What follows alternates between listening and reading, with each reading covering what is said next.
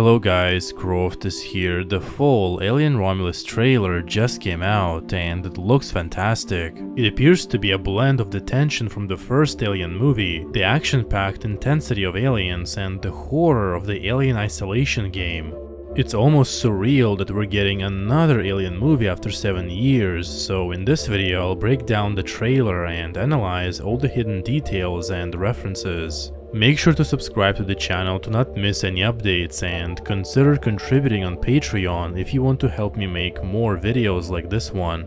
And without further ado, let's get to the trailer.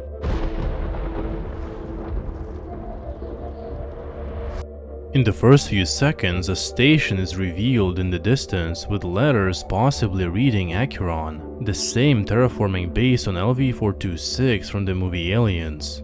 According to Fede Alvarez, Alien Romulus is set in 2142, which means that it could technically serve as a sequel to Alien Covenant. And David's mission to release the xenomorphs may somehow be related to the xenomorph outbreak seen later in the trailer. Is this really where you want to spend the rest of your life? You know I don't. Subsequently, the narrative introduces the protagonist, Caradine, who is unhappy with her life in the colony and seeks to escape alongside her friends. The movie centers around rebellious teenagers who grew up on Acheron but decided to escape and possibly return to Earth. This plot adds a fresh twist to the Alien franchise, making it reminiscent of classic horror movies about teenagers, blending youthful defiance with the franchise's terror. We can also see Caradine holding Andy's hand, who's actually a synthetic, similarly to the subtle attractions seen in the Alien prequels between David and Shaw, as well as Walter and Daniels.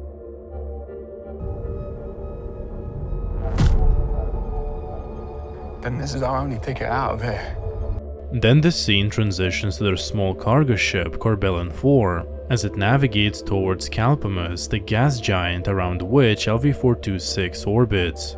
Another detail, since LV-426 is extremely cloudy, this could be the first time Caradine is seeing sunlight, which is pretty tragic. The design of the space shuttle strongly resembles the Nostromo from the original Alien movie, creating a nostalgic and appealing throwback aesthetic. As the space shuttle approaches, it heads towards the Renaissance Station. Based on Q&A sessions and extra materials, this station is where Weyland-Yutani conducted their experiments, particularly within the Romulus lab as indicated later in the trailer. This setting suggests that a secret division of the company was possibly conducting experiments on the xenomorphs.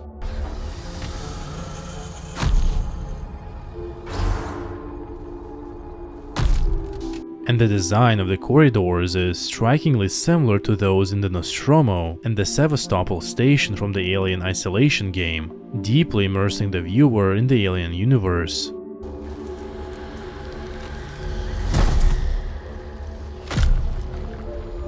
In the following shots, we observe multiple floors corroded and burned through by xenomorph acid. The size of these holes suggests that a xenomorph was likely killed, possibly by others, to create an escape route. This tactic recalls a similar scene in Alien Resurrection where xenomorphs sacrificed one of their own to burn through multiple floors.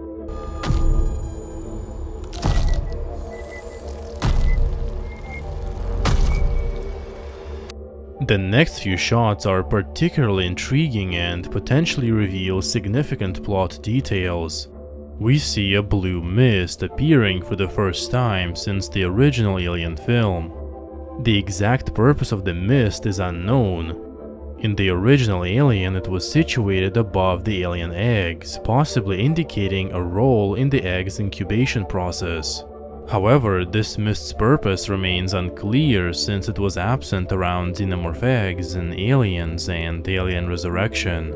One theory suggests that alien eggs actually originate from humans once they become part of the xenomorph cycle. This blue mist might be essential for transforming a human into a xenomorph egg. That was actually the initial idea behind xenomorph eggs before it was revealed they are produced by an alien queen in Aliens. Although the alien eggs were somewhat produced by David in Alien Covenant without the involvement of a xenomorph queen, the only other time we see a blue mist is in Alien of 1979. In the same shot, we see Andy, a synthetic, carrying a glass box filled with syringes. This could indicate that he's on a secret mission for Weyland-Yutani, similar to David in Prometheus and Ash in the first Alien movie.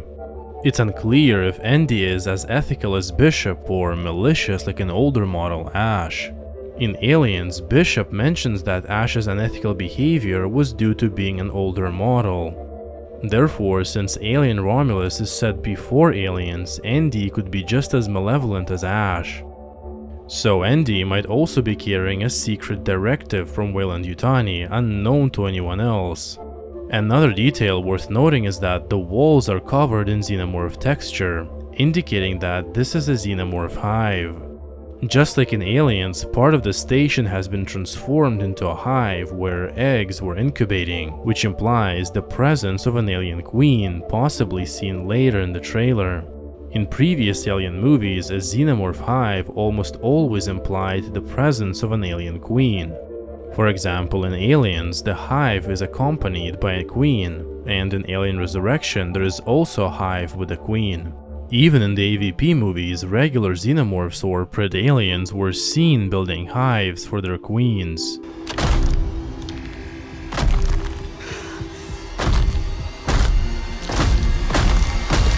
Next, a crew member named Navarro uses a scanner with an intense light to examine her chest cavity, and she realizes that there's an alien embryo inside of her. She's the same character from the poster with an alien facehugger wrapped around her face. So this scene likely takes place after she manages to remove the facehugger, as evidenced by the blood marks on her face. This shot is particularly terrifying because it shows the chestburster about to emerge, creating a sense of unescapable horror reminiscent of the original Alien movie. What's happening? Following this, we see an actual picture of the Romulus lab, property of Weyland-Yutani. But the next clip is particularly interesting. An alien facehugger emerges from a chamber, possibly specifically designed for incubating these eggs. We can notice that the temperature reads 80 degrees Fahrenheit, which seems to be the optimal condition for incubation. The most likely scenario is that Weyland-Yutani was specifically trying to incubate alien eggs, which turned out to be larger than expected, causing them to burst through the glass. It appears that there are dozens, if not hundreds, of these eggs. Given the narrow spacing between the rows, these cannot be cryosleep chambers. It remains somewhat mysterious when Weyland-Yutani first became aware of the xenomorphs in the Alien franchise. One theory suggests that the company knew about the creature even at the start of the first Alien movie, and deliberately rerouted Nostromo to LV-426. In Alien Covenant, we learn that David recreated or revived a version of the xenomorph using the engineer's black goo. Additionally, a deleted scene shows David sending a transmission to Weyland-Yutani, detailing all of his xenomorph research all the way back in 2104. Given that the first Alien movie takes place in 2122 and Aliens in 2179, there was more than enough time for the company to receive David's transmission and organize research on the xenomorphs. The fact that Weyland-Yutani knew about the xenomorphs even when Ripley was rescued and risked the entire colony for their research makes the company even more evil.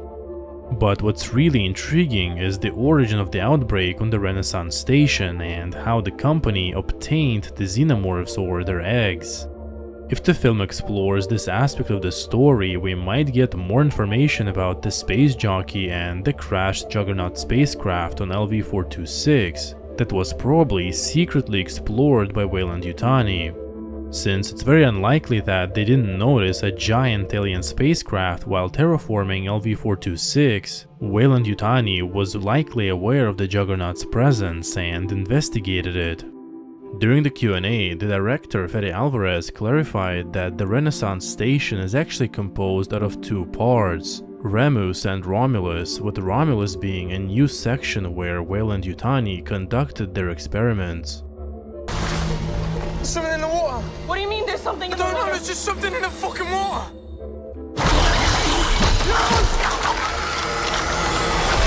Next we witness a visceral and terrifying fight between Tyler and a facehugger. The use of practical effects makes the struggle appear highly realistic, adding to the horror and intensity of the scene, which looks outstanding.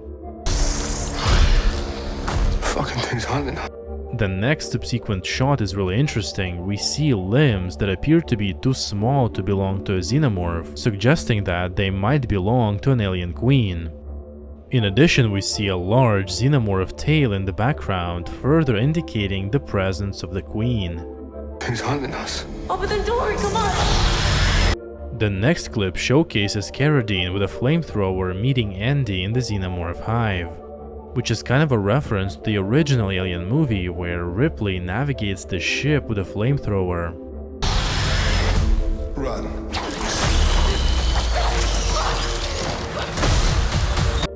Following this, we see the first shot of the xenomorph and then the crew running from facehuggers. Andy locks the door to keep the facehuggers out, but one manages to get through and attaches itself to Navarro, resulting in the embryo inside of her as seen earlier in the trailer. It appears that the crew has locked themselves in the Romulus lab, as indicated by the staircase seen previously.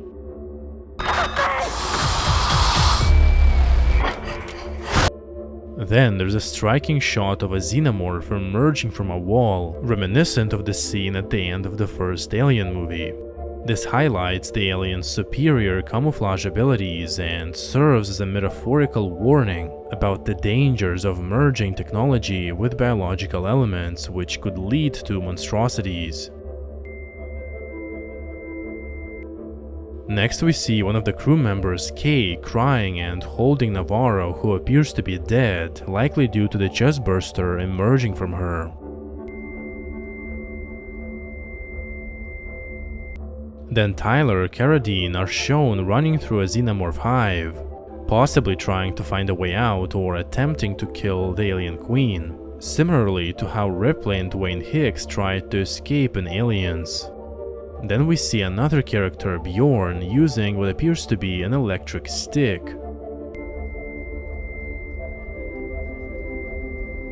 Then there's a shot of synthetic Andy rolling his eyes, indicating that he's possibly doing something challenging. We haven't seen androids rolling their eyes in the Alien franchise except for one moment, when David stabbed Walter with a flute in Alien Covenant. Andy could be trying to operate the entire station and crash it into the asteroid belt as seen in the following shots, or he might be downloading all the video logs and files to figure out what exactly happened in the Romulus lab. If we look closely, we can actually see a second set of eyes on the opposite side of Andy's eyeballs, maybe symbolizing his dual identity and evil nature. It's possible that at this moment he's being controlled by Weyland-Yutani, and this visual hint emphasizes the sinister control the company exerts over him. Next, there's a shot of Kay in a lab screaming with Carradine holding her. At first it looks like Kay is giving birth, but she doesn't appear pregnant in any other scene. Therefore, it's more likely that she is injured, and the other crew members are performing some kind of a procedure on her.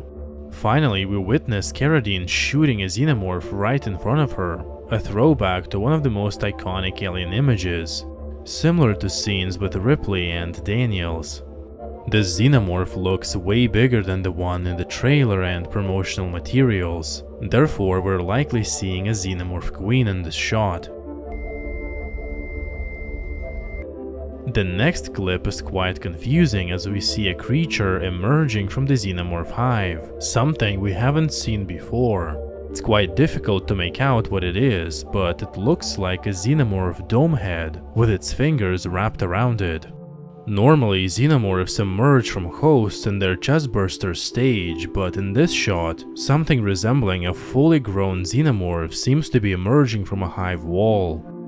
Since the xenomorph life cycle is somewhat controversial and has various interpretations, what we're seeing could be a new xenomorph variant, or perhaps an alien queen whose birth process differs from regular xenomorphs.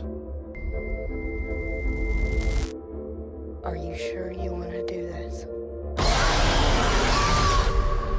Next we see Carradine floating towards xenomorph acid and zero gravity, which is just horrifying. And the trailer concludes with a fully grown xenomorph right in front of Carradine extending its inner jaw towards her, reminiscent of the scene with Ripley in Alien 3. It's unclear why the xenomorph doesn't attack Carradine, as they're typically extremely hostile and territorial.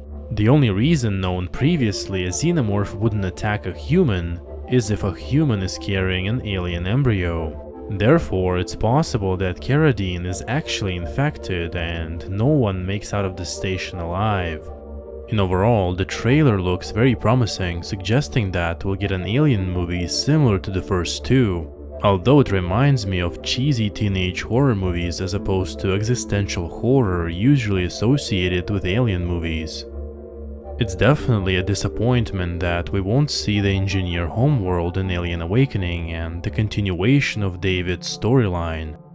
Personally, I really like the direction Prometheus and Alien Covenant were taking, but the studio has decided to go in a different direction, at least for now. So Alien Romulus will likely be a mixture of Alien, Aliens, and Alien Isolation, aiming to please most of the franchise's fans. Although Prometheus and Alien Covenant were excellent movies in retrospect, they initially received mixed responses from fans due to their departure from the original direction of the franchise. Therefore, the studio is likely playing it safe with Alien Romulus, focusing on creating an excellent horror movie without delving too deeply into the alien lore. Thank you guys for watching. Let me know your thoughts about the trailer and the upcoming Alien Romulus movie. Also, consider contributing on Patreon if you want to help me make more videos like this one. Like this video if you enjoyed it and subscribe to the channel for more content. My name is Croft and I'll see you in the next one.